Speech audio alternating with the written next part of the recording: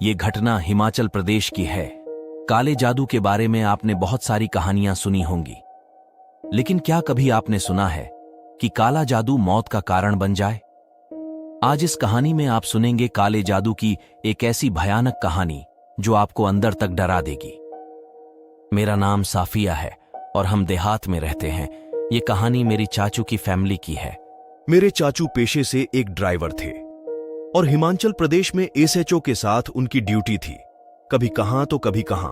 उनकी जॉब भी ऐसी थी, वो घूमते रहते। मेरे चाचू के साथ मामलात यह थे कि उनकी आमदनी बहुत कम थी, लेकिन उनके खर्च बहुत ज्यादा थे।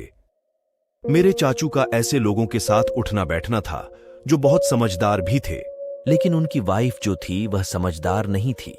यानी मेरी चाची का मिजाज ऐसा था कि वो दुआ तावीज पर बहुत यकीन रखती।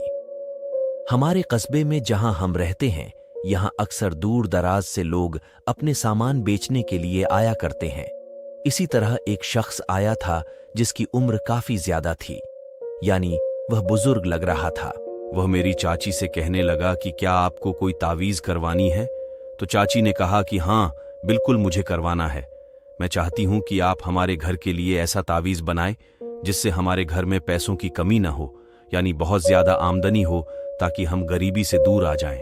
साफिया कहती है कि यह चाची की सबसे बड़ी गलती थी कि उस अजनबी बुजुर्ग पर इस तरह भरोसा करके। और यही नहीं, अब वह शख्स रोज आने लगा। न जाने वह कौन था, ऊपर वाला बेहतर जाने। उसने मेरी चाची को अपनी बेटी बना लिया और इस तरह वह भी उन्हें अपना बाबा कहने लगी।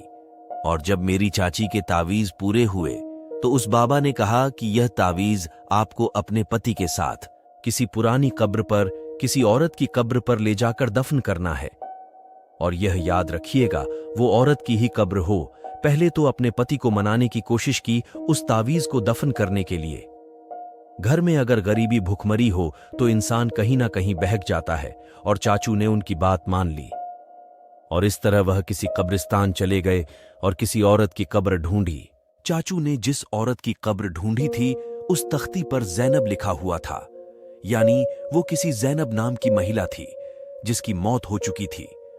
उसी की कब्र में यह तावीज उन्होंने दफन कर दिए। चाचू ने खोद के अपने हाथों से उस तावीज को उसी कब्र में दफन किया और वह वापस आ गए। उसी अजनबी बाबा के कहने पर उन्होंने यह अमल तो शुरू कर लिया, लेकिन उसके अंजाम की परवाह इनको नहीं थी। ये समझते थे कि शायद इस अमल को करने के बाद यह तमाम चीजें सुधर जाएंगी, इन्हीं के मुताबिक और पैसों की आमदनी भी हो जाएगी। हर चीज कहने में बहुत आसान लगती है। साफिया फातिमा कहती हैं कि अगर मांगना है तो ऊपर वाले से मांगो। एक बाबा को जरिया बना के यही बेवकूफी थी, जिसकी वजह से मैंने कहा कि वह समझदार नहीं थी। अब मेरे चाचा के सामने अचानक से वह महिला सवार होना शुरू हो गई जिसका नाम जैनब था। अब वह कहने लगती कि तुमने यह क्या किया? तुमने मेरी कब्र में आग भर दी। तुम्हें पता है, तुमने बहुत बुरा किया। तुमने वहां जाकर मुझे बेसुकून कर दिया। वहां उसी कब्र से तमाम चीजें वापस निकालो, वरना मैं जान से मार दूंगी और बहुत बुरा करूंगी।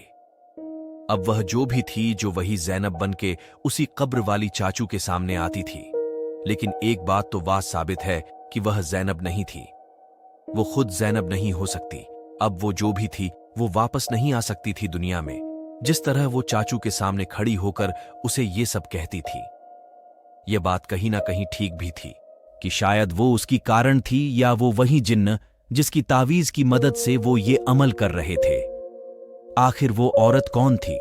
तावीज दफन करने के बाद वह जैनब के रूप में दोबारा वहां आती और उनसे कहती कि उस तावीज को कब्र से निकालो। मुझे बड़ी तकलीफ दी है तुम लोगों ने।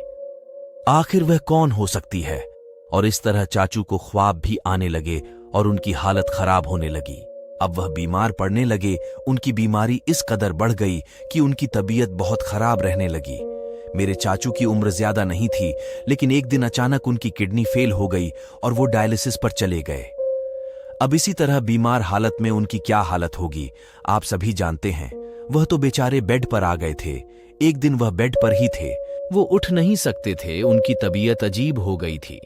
एक रात तमाम घर वाले सो रहे थे। मेरे चाचू को पानी की तलब हुई। वह पानी बार बार मांगे जा रहे थे कि मुझे पानी दो, लेकिन किसी ने भी उनकी बात नहीं सुनी, क्योंकि सब सो रहे थे। चाचू की एक बेटी, जिसके पास एक छोटा सा टेडी बेयर था जो अलमारी के ऊपर पड़ा था। जब चाचू लगातार पुकारने लगे, तभी उसी दौरान वह टेडी बेयर उनकी आंखों के सामने उसी अलमारी से नीचे उतरा और चाचू के सीने पर आकर बैठ गया और कहने लगा कि क्या काम है आपको, आप कब से पुकार रहे हैं, बताएं आप मुझे अपना काम। और यह देखकर चाचू की क्या हालत होगी आप सभी जानते हैं। उस टेडी बेयर के अंदर जान किसने डाली और उसे कौन चला रहा था, यह आप सबको बताने की शायद जरूरत ही नहीं। इतनी कम उम्र में वह डायलिसिस पे आ गए, उसी बीमारी की वजह से, उसी कब्रिस्तान के अमल की वजह से। और आखिरकार एक दिन उनकी मौत हो गई। और चाचू की मौत के बाद मेरी चाची के हालात तो बदल गए, पैसे भी आ गए, काफी कुछ हो गया, लेकिन जो चीज नहीं थी वह है सुकून। उनके घर सुकून नहीं था। वो जब भी चाय बनाते तो छत पे जाकर पीते। उनके दिल में एक अजीब सी बेचैनी होती।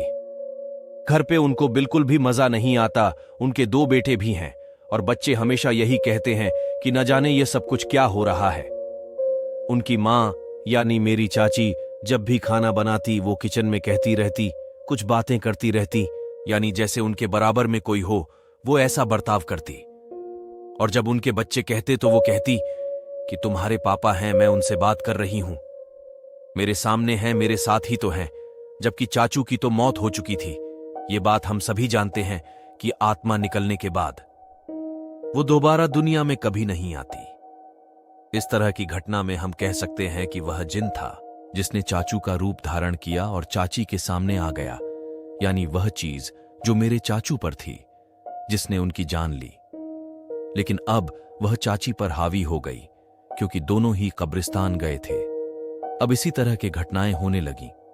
साफिया कहती हैं कि एक बार मेरी मां को चाची ने फोन किया और कहने लगी कि मैं आपके घर आ रही हूं, 2 कप चाय बनाइएगा। तो इस बात पर मेरी मां ने कहा कि 2 कप क्यों?